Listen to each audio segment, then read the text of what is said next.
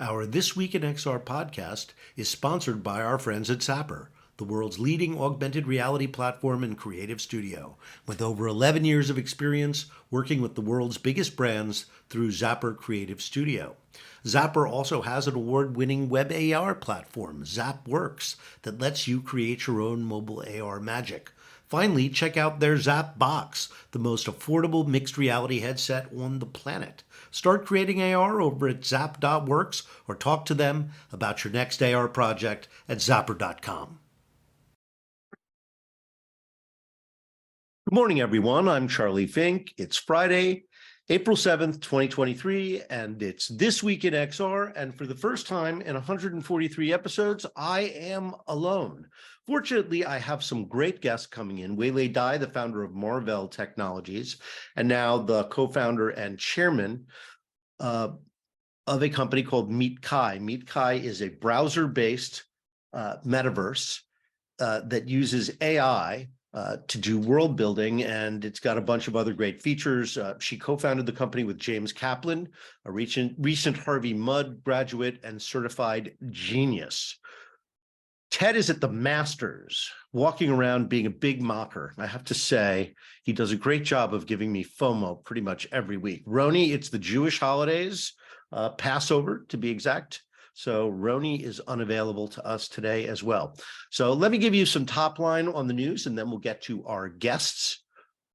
Some fundraising this week by two companies making micro displays, Mojo Vision pivoting away from AR contact lenses, which in the end were too expensive and didn't have any mass market potential, although they were helping the partially sighted. They've used the micro LED technology to essentially pivot. They have a new CEO and a new plan. So good luck to them. There's another AR display technology, OQmented, maybe close. They closed $20 million Series A led by Sharp Devices Europe, which is one of the continent's leading electronic display manufacturer. They use a technology called MEMS that has something to do with proprietary mirrors and electronics and a software stack to power AR glasses. So a lot of people paying attention to AR, Psychic VR, the company that has an app called Styly, a Japanese company, just raised almost $4 million, bringing their total funding to almost $20 million. They have a real-world metaverse platform. It sounds a little bit similar to Niantic Lightship. Also in the news, VR Chat developing a mobile app, long overdue. We talked about Second Life last week or the week after. More about my raving about Fatboy Slim and a virtual try-on for Tommy Hilfiger that was created by 010 in Europe that could potentially disrupt the retail experience, or at least greatly augment it. Sony is introducing at NAB next week a new generation spatial reality display, so they'll be competing with Leia and Looking Glass. Oh, wait, Ted has entered the waiting room, so let's let him in, and maybe he'll tell us about the Masters and his mastery of the universe. There he is. Hey. In a car. Ted, you're live. I'm recording the show without you. For the first time in 143 episodes, I have soloed the news without you. Let me tell you something. I am at a place where technology is a long lost art that has never hit this golf tournament. And it is a phenomenal experience, because I don't know if you track or know, I presume, like, you know, and some of the listeners that are golf fans know, Augusta is the one place they do not allow any cell phones, cellular technology on the course at all for any patron. Anybody to turn off your phone, airplane mode. No, not turn off your phone. You have to leave your phone in your car or check your phone at a phone check place. You literally cannot be on the course, or anyone on the course, wow, whether you're staff working. Well, you can understand this, though. It's phenomenal. You know, as somebody like you and me, we're obviously technically, you know. Yeah, the phone is implanted in us.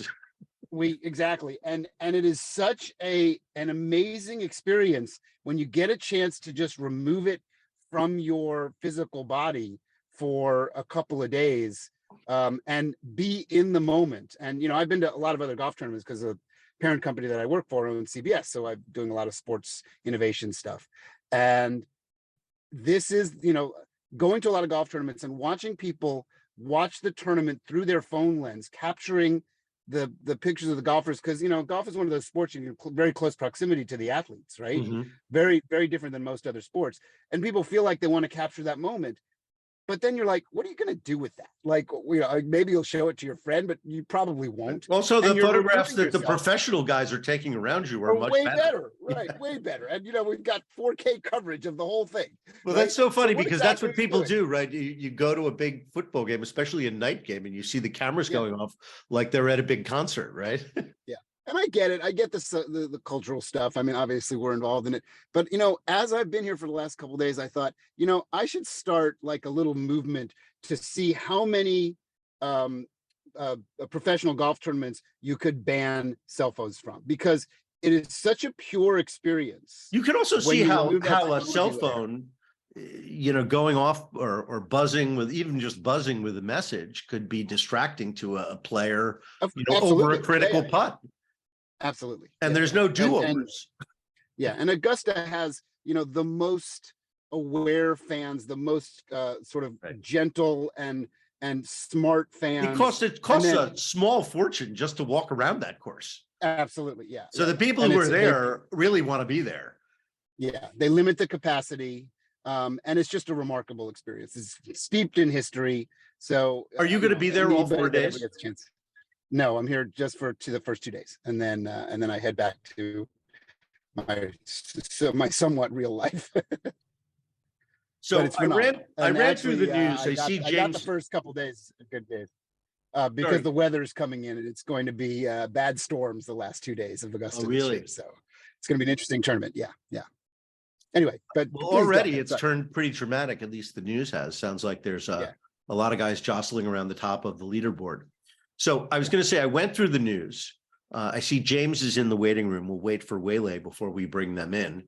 Weilei is the founder of Marvell Technologies. Marvell, as you know, is Weilei Dai is her name. She's a computer scientist engineer out of UC Berkeley.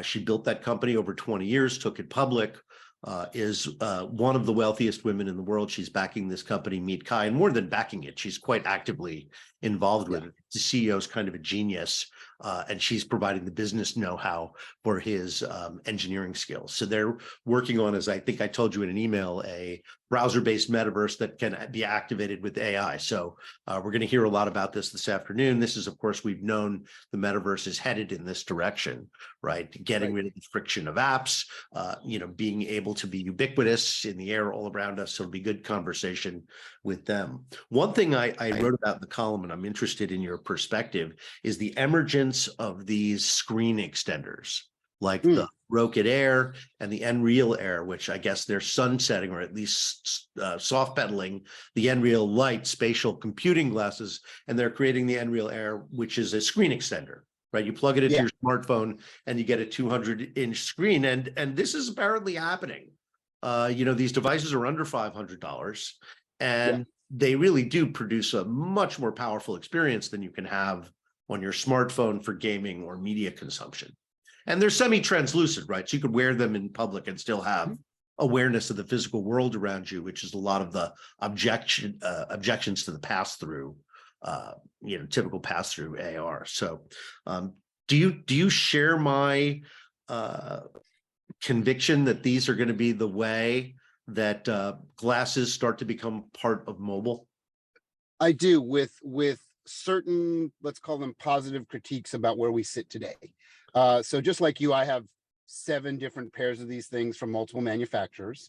Most of them with today's technology are connected via a wire, a USB-C wire from the smartphone, Android typically. Some with an adapter are working with iOS, and if not you're really connected to an iPad. because iPad has USB-C, so Yeah. it's actually, you can get direct connect to an iPad. So I've been using them and testing them in various environments. And my biggest challenge, I've talked about this from time to time, is not the technology, not the bird bath optics, which work, not the clarity, which is 1080p on both eyes. Yeah. Okay. Not great. Yeah, and the flip side of this, sorry, I just got another phone call, so just my brain was lost for a second there. The challenge that I have with this, which you and I have talked about, is what I just refer to more than anything as fit and finish, right? Is that I've taken these things on airplanes quite a bit because I'm trying to get this experience where I can actually have a theater in my seat, right? So I can connect it to my phone or my iPad, and I can bring up a very, very large, pretty high fidelity image. So it's not the image that's the problem. And it's not even the comfort of the glasses themselves that's the problem. It's just the wearability of them, the design of the temples, the design of the nose bridge, the design that on an airplane, you really want to wear large over the ear headphones, right? Like Bose noise canceling headphones. And you can't The because sound of the bleed bridge is of the things. too great. Yeah, it's just problematic. So I try and I sort of monkey around with it. But ultimately the best use cases for it, the fit and finish is not there. The people haven't really worked on the ergonomics. I think enough. the issue with it being wired is a big one. They're still a little heavy. They still don't look like real glasses. I think they're trying to bring maybe next year to the Ray-Ban story some kind of a display inside of them, which would. So I'm not quite sure. I mean, I saw the reference design for the Vuzix. One was really quite elegant. It can do Bluetooth. So I think by the end of the year, we'll start to see some really substantial. This is going to evolve very, very quickly. TCL.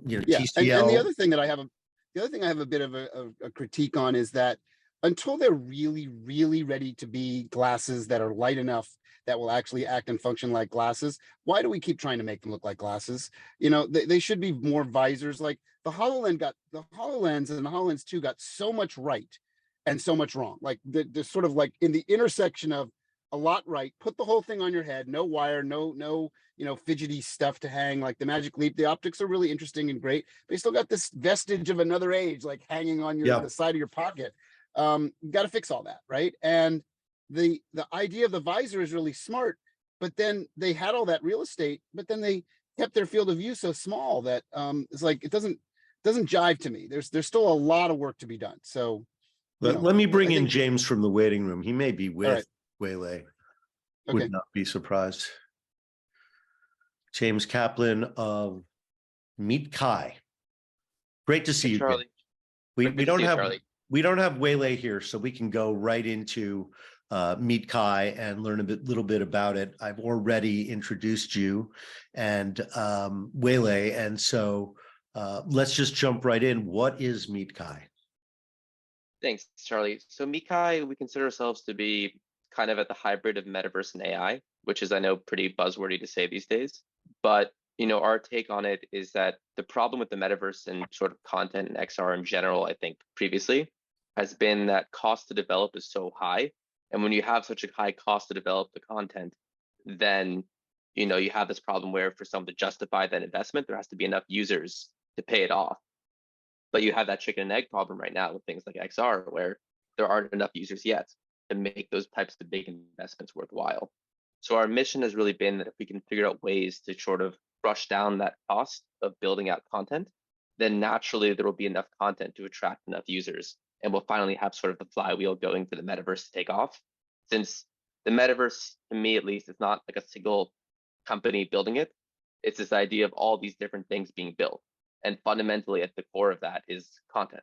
So sort of our take on it has been, and we've worked on this for quite a while now, is how can we leverage AI to sort of optimize the different parts of the content creation process as much as possible. And what does sorry, go ahead, Ted.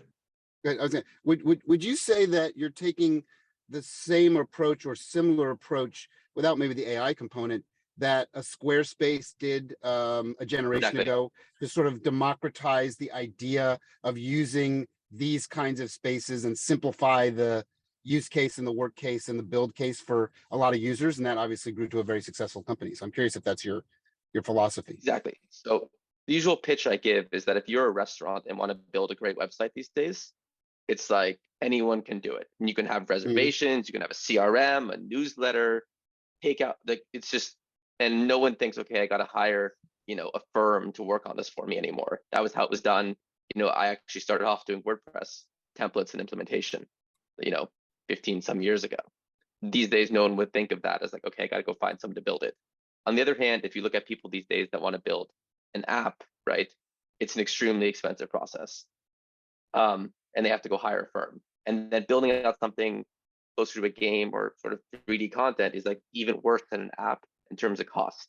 So we're trying to sort of be the Squarespace or Shopify or Wix or Webflow, Right. but sort of geared for that 3D side, and then going a level beyond, just the space and trying to find ways to make it interactive.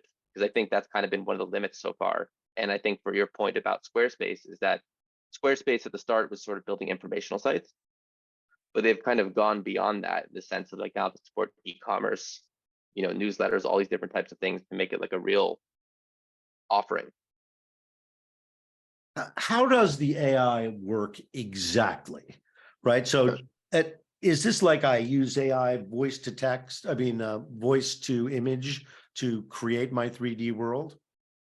So most of our tooling right now is largely internal, of like different things that we built at different stages of the creation process. And what we've been doing is we've been building out a few sort of worlds for different customers and using that to refine the technology. We find that we aren't planning ourselves to go directly in the text asset phase, since I think that's sort of a very crowded area. However, I think there's a large element that's missing at the moment publicly of like, let's say you have that asset, right, that someone created. It turns out that there's a very hard process to go from some asset into, okay, now I have a world where I can drive around the car. Like that's sort of like this where we focus on. And that means asset optimization, code generation, all those different types of things. And then the flip side of that is that like once that tooling is polished off enough, we're planning on sort of letting people use it themselves outside of the company to build it, like build their own spaces, build their own worlds. Other side of the switch, go ahead. I was just gonna say, there's a really interesting trend and sort of buzzwords around the idea of like, if you're going to frame up a job for the near future, one of those jobs, like, in like, let's say you're at a bar and you're talking to your buddy and he's got a new job. It's like, what's your job? It's like, well, I know how to talk to AI. What do you mean? I'm really good. I built up a skill at learning how to prompt the You're talking AI about prompt engineering, which is prompt engineering, right? To deliver to deliver the results that I want. And I've gotten, I'm theorizing, I'm making up a person that is out there in the world. I'm the person that is really good at doing this, at prompting the AI to deliver this goal set very cleanly, very effectively, with very little human interaction. Are you sort of angling into that believability or that philosophy that at some point people will get so good at using your tool that they'll be able to build anything with 3 or 4 prompts? So what we've been looking at is that I think, prompt engineering to me is kind of like, Cobalt and like sort of like the early levels of like languages. Yeah. Like, okay, yeah. It's not gonna, like, I think a lot of things about prompt engineering, I think, at least as a practitioner in the field, that's gonna be sort of the output. We can call it, eventually it's gonna be some sort of like assembly equivalent, right? You're not writing code in assembly and then deploying that to a platform, right? You're writing it in some higher level description. So I think there's going to be an entire sort of stack built around that. And largely, we've done a number of prototypes and sort of product demos. And what we found is that people prefer like drop downs and things like that to like select a style. And I think a lot of things like that are going to be how people use AI in the future, is like upload an image that they like, kind of describe what they would like in their new image, then maybe pick a few drop downs between, okay, this, I want it to be a person, I want to be an object, and internal systems will be used to go from sort of the GUI to a prompt that the AI can actually interact with. It's really early days, and it's one of those things where the field is kind of shifting every few days, even sometimes multiple times a day. Someone will publish a paper in the morning and it'll be a different paper in the night. Then a blog post or someone on Twitter will find some issue with it, and the next day it's all over again. I have to tell you, every time I hear somebody say it's really early days, I'm like, I don't think so, man. I think, you know, it was early days like 2 months ago, and now that little infant has turned into a rambunctious toddler. And in the next 5 minutes, he's going to be a teenager that's going to get in all kinds of trouble. And that's kind of my view of AI is everybody, oh, super early days, super early days. I don't think so. I think these days are very numbered in the early days. I don't think the negative consequences have yet manifested themselves at scale, but they Yes. will. They Oh, will. I mean, as soon as people start hooking it up to more platforms, I mean, I already see demos of like, oh, I hooked up GPT-4 to start, you know, giving advice on trading stocks on Twitter. And it's like, Yep. there's just one step removed from that of like scamming people out of money for an MLM Yep. scheme. You know, I think it's one of those things where that will come about. You know, to me, I think one of the reasons why we started off on this entire AI and metaverse thing back in 2021 after doing stuff in the voice assistant world was that a lot of the ways people interact with AI, at least previously, have been pretty boring for a user. And what ChatGPT, I think, showed was by having just a very simple chat interface, turned out like that, because GPT had been around, you know, GPT-3 had been around for basically a year before ChatGPT came about. And just by providing it in a clean enough interface to people that like random people could just log in and start like saying, you know, write me a recommendation letter for, I don't know, this person, or give me a cover letter for this job. Sort of allowed people to see the potential. And to me, the next step of that largely is going to be, how do we go beyond chat into sort of like, I don't want to say like, let's have a bunch of robots in the world powered by GPT, because I think that's how we get to things come a lot, as Charlie's saying, things get a lot closer to like Skynet every week if the moment we start having robots with, you know, physical capabilities. But yeah, the 3D phrase I use all the time is, what could possibly go wrong? Exactly. This is the phrase of the year. What could go wrong? So, James, talk to me about sort of creator economies and incentives, and how the worlds people build on your platform are going to connect to the rest of the metaverse, and what their motivation is going to be for building on Sure. that platform as opposed to others. So, you know, our thesis at the start on the content piece comes back to that stage of monetization. Since I think without that monetization element, you're really missing sort of a key component around like that flywheel. And, you know, creator economy is one of the primary ways we can see that happening in the near term. In the same way, not to use an example like this, because not my favorite thing, but like influencers, right? Influencers at the start was not a profession that like had any like money behind it. You just like posted YouTube review. Like, you just were like a person who was like overly social. But then all these things start coming out about, okay, brands were interested in sponsorships, people were launching their own products. So there became this monetization element to it. And then platforms like Instagram went to like the moon. I see for creator economy in the metaverse to be largely a similar concept of, if you give people these worlds, there have to be some types of things for people to be doing in them to generate revenue. You know, the worlds that we've launched so far, largely ads is going to be kind of the revenue model, similar to how YouTube does it, where instead of it be like, that's kind of, I would always say, the phase one of any type of creator platform, where a revenue share with ads is the easiest way to get from like 0 to 1, where, you know, you build something, people spend time in it. Yeah, but ads suggest that there's scale. That's my point. So it's the first phase, right? Like, it's, you know, the penny, it's to get the first dollar, but it's not the first to get the next 10,000, 100,000. What we're looking at doing right now is, you know, we're not starting with the creators yet, like the individual level, because I think you do need a bit of that scale for discovery. Our kind of goal at a high level, sort of jumping around between your questions, is that, you know, for metaverse interconnectivity, the way we see that happening is through the browser. Like, to me, it's a no-brainer. 100%. Is the future.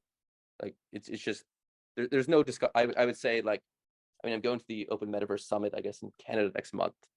And it's like, I think anyone who's saying anything about how we connect Unity and Unreal is so far missing the mark on what the metaverse could be with the browser, that it's kind of like their head in the sand. But to the point of how they connect, it's, you know, the way you get scale in my mind, and is sort of through discoverability, and, you know, having it be easy for people to find the content. So what we're trying to do is that, make all these things indexable in Google so that anyone can be searching Google in the same way that you found websites in the past. You'd be finding like different areas of different worlds. And then that sort of starts building the ads. So James, let's back up a step for our listeners. I think you're getting into a lot of the pieces of what you're working on and how you're working on it, which is fascinating. But I think it's always important to just level set a little bit, learn a little bit about the stage your company's at. It has some really interesting backing and foundation with Marvell, which is an interesting organization in and of itself, very successful in terms of its delivery over the last generations of broadcast chips and the internet and all. So maybe give us a little background on how big the company is, who's behind it, the kind of funding it's got, where you're headed with all that. We're a fairly unique company in that my co-founder previously founded Marvell, which sort of gives us, I would say, a very strong foundation in terms of the ability to self-finance and also the connections that are needed in terms of being able to reach certain companies that would otherwise not be achievable to reach from sort of a small scale, like a startup. And what it kind of has afforded us the ability to do is spend a lot of time in R&D without having to get like an MVP out of the door. And the stage that we're at the moment is Charlie was actually one of the first people we talked to after we came out of stealth at CES this year. As like we're trying to sort of, find these initial companies to work with that have IP. Right now we're about 50 people. We've raised a little over 20 million since inception, but again, largely self-financed of that 20 plus million. And right. Well, and what self-financing allows is a lot of iteration without sort of the pesky meddling of people trying to turn you into a business model before you're ready to be a business model. I had a version of that with the camera that I was involved in very early on to help build, because it was essentially funded by a billionaire who was very successful. Red Camera, maybe you've heard of it, James. Previous business. And it was fascinating because, we were able to stay on mission, stay on point really effectively. And I think that's actually one of the reasons we were successful, is we didn't have so many distractions. So the idea of a company like yours having minimal distractions and a focus on a deliverable, I think a lot of people can learn from that. I think we learned from it, I learned from it, and I think a lot of people can learn from it. So it's great. I think it's very fortunate in that typically the way one has to do that is through bootstrapping. Like that's typically how you would have to do it, because you don't have the very great fortune of having sort of an internal bankroll. But I would say that, as you said, that was very core to how we were able to get to where we are. If we had to sort of ship stuff 2 years ago, we would not be ready. Not even close. And, where we are right now is just, we're sort of starting to open up to the idea of scaling as a company, since with 50 people, you can only do so much. Especially, I would say of those 50 people, maybe 4 people are not engineering or, technical artists. Like so that was very similar. Somebody has to buy health insurance. Yes, exactly. Our org in the early days was very much like that. It was almost all engineers and a couple of us crazy non-engineers that would ask the questions of, wouldn't it be fun if we could build this? And then all the engineers would go, super good idea, Ted, but you don't actually have to build it. So you go wait in the corner and we'll tell you when it's ready. Before we run out of time, James, I thought that conversation we had in Las Vegas included Weilei. First of all, Weilei, I'm sorry she didn't join us. She's a very intense person. And when you're with her, you're like, oh, this person is important. And I guess, being a billionaire is pretty easy to feel that way. But James, this is your first rodeo. And somehow you and Weilei got connected when really you were young. So can you tell us the story of how that all unfolded and how this partnership came about? Because it is quite extraordinary. This sounds like a good story. I'm very excited to hear this story. So actually, I first met Weilei about 5 years before we started this company. At that point, my mom knew her, and my mom is one of her best friends. So my mom has known her for a while, and I was still in college at that point. And, I talked to her a number of times about sort of why I like coding and all these types of things. And at that point, I was a junior in school, and I actually ended up dropping out of college. At Harvey Mudd, yes. And I ended up dropping Which is out of nerd central in Southern California, along Absolutely. with Tech. It was a culture, let's put it that way. But but yeah, I ended up dropping out of school after my junior year, and I actually went into finance. I had sort of had dual interests in school of pretty heavy programming and quantitative trading, and finance was kind of the natural thing to me to do. So I started a small prop shop. Fortunately, found another billionaire to bankroll me through convincing them that it would succeed. And I ran that for about 4 years. But at the end of that, Weilei had always been convincing me, like, do something that's actually interesting beyond just, finance, where finance is extraordinarily interesting if you like programming, and extraordinarily rewarding from a monetary perspective, and at least to me, extraordinarily unrewarding from like a happiness, good for the world, interesting things you're building perspective. And effectively in 2018, the summer, I said, yes, let's do it. And we ended up starting the company with the only spec in mind being, can we use AI to build interesting products? We hadn't decided what product we were going to build yet. We hadn't decided like what we were doing, but I had been using AI for trading for a number of years, or things resembling AI, at least I should say. And it was like, okay, that was successful. So maybe we can build up a team, build up sort of like, a lot of experiments in R&D to get to a stage where we're not just doing, use AI to make life better, as she effectively said at the start, but like actually having a use case in mind. So that was kind of the, background of how we kind of moved and swerved around to where we are today. And, I'm extraordinarily fortunate that she was trusting me enough to believe in me, of just saying like, okay, let's do an AI thing, as opposed to saying like, let's have an MVP that we, build in 3 months and then have a demo day. And So that was 2018 when you started the company. Yes. And Yes. of course, in those days, AI was called machine learning, right? Deep learning. Deep learning. Deep learning. Deep learning. So how did you train it? So the deep learning we originally did actually was all around a voice assistant. The initial product that we worked on, and it's actually launched and has a decent amount of success as a B2B product with about 60, 70 million users through B2B partnerships. But the original product we launched was a voice assistant. And sort of our thesis back then was the missing link in voice assistance was not actually the speech recognition or text to speech or anything like that, but was in the search engine, where a lot of search engines were kind of built with like previous tech. So what we did back then was kind of like see, could we make sort of a minimum viable search engine and start finding these B2B relationships to get user data? Because deep learning, especially in 2018, was all about how do you get your data, right? Because otherwise you don't have data, you don't have a model. These models were huge amounts of data to train. So we ended up having, and that was sort of the fortune of having Weilei have connections with a lot of, companies in the tech space that would have needs for like different things that would, as part of those agreements, allow us to train our models to be better. So it sounds like you and Weilei have very little to no concern about what I would refer to, Charlie would refer to as the ghost town effect of the metaverse. That there's a lot of stuff being built and there's not a lot of people engaging, and there's not a lot of people dancing around these things.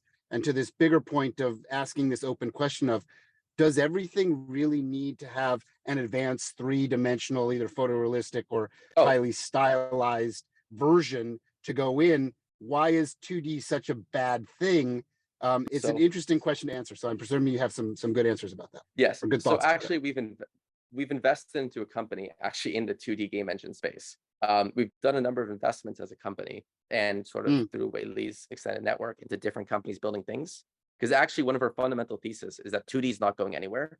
And if you look at the success of platforms like itch.io, like especially on the creator side of like Gen Z likes creating content, and 2D content is extremely achievable to create. And tools like Midjourney are only going to like raise that to infinity. And to me, the ghost town effect, actually, that's probably one of my biggest worries. But the only way I see that being solved is through content. Because like if you imagine TikTok where no one posted, it would be a joke. But by having enough content, they were able to have recommendation algorithms. And that's kind of our plan with sort of our background in search and recommendation systems, is like, we need to get all this content out in the browser. We need to index all the other content that people are creating in different areas, and then effectively drive whatever user base there is around. And I mean, of course, there's interesting things you can talk about with like NPCs and virtual companions and stuff like that. But at least in the near term, like we have those projects, we have R&D there. It's probably where we have about 20 people working at the moment. But like largely, I think it's a matter of like 2D content is going to be how you get, 60% of content, I would say. 30% of content will probably be, 3D sort of high end. And then there'll probably be about 10% of sort of like pure, like just watching a video with friends, like not actually like that's a very healthy content. attitude. I think that's a very healthy attitude. Smart. Otherwise, I mean, the metaverse right now is, I mean, I was saying early days of AI. I don't know if it's early days to toddler. The metaverse right now, who knows what days it's in, because I feel like it's been through like 6 cycles already, even in the past 2 years. I think the detangling of the metaverse with crypto, though, is one of the fundamental things to sort of ease that ghost town, because previously there was this concept Well, of Web3 and crypto were only part of the metaverse from the point of view of people involved with Web3 and crypto. Yes. I mean, I call that the unsettled business of the metaverse. I'm not saying they're wrong, but the assumption that they're right is not correct either.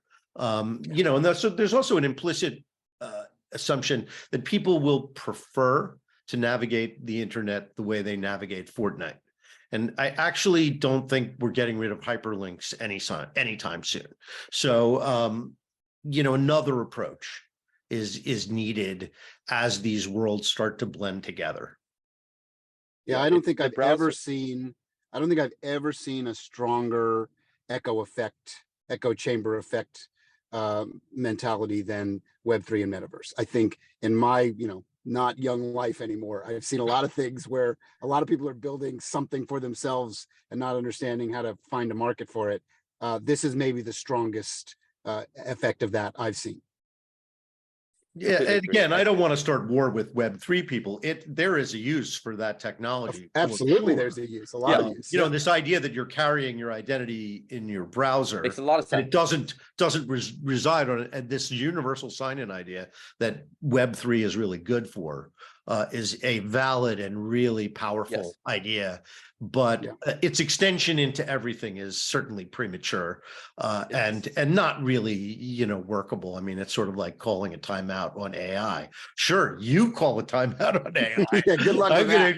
I'm gonna try and make up some lost ground. So, James, as we reach sort of the end of our time together today, what's the kind of parting shot you want our listeners and other people to know about MeetKai as you come out of stealth and you look for partnerships and content creators?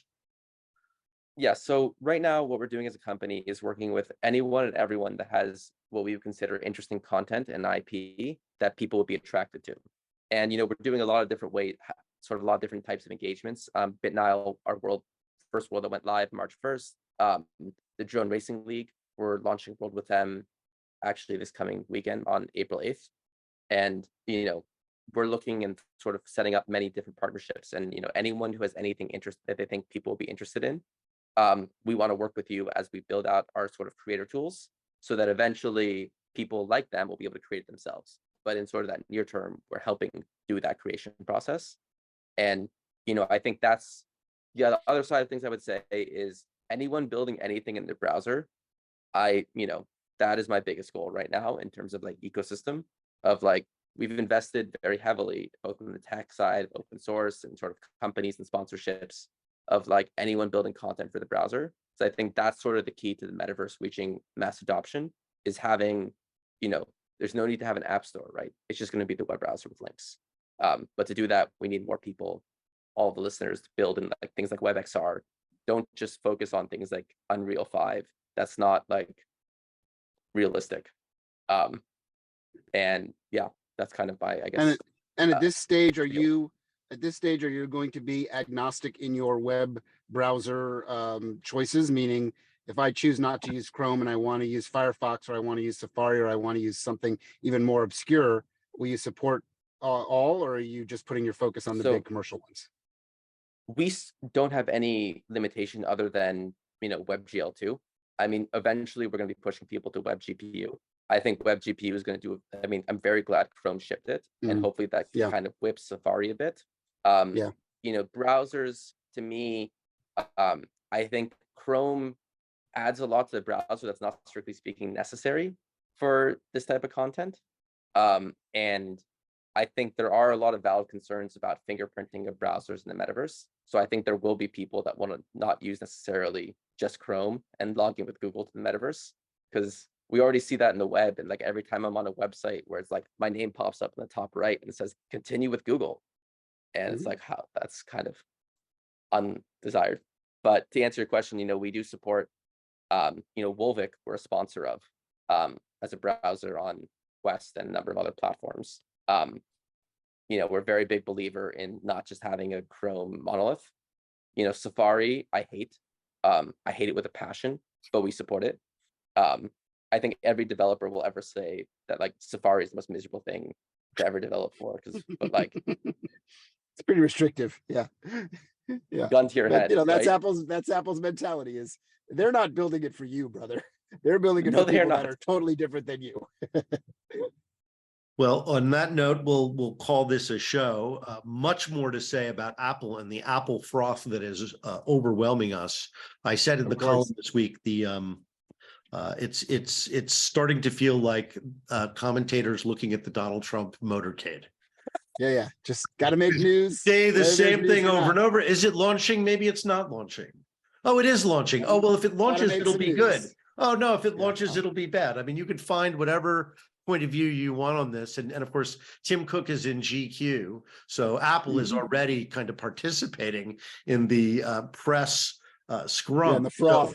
So it's hard to really know. If Rony were here, he'd say, don't believe everything you read. Right. So anyway, Rony's James, thank you for coming on the show. It was great talking to you and learning more about MeetKai. Ted, enjoy your afternoon at the Masters. I'll watch it on TV. I'll look for you, not on your smartphone. Oh, wow. Have a great weekend, everybody. See you guys. Enjoy it. Thank you, everyone.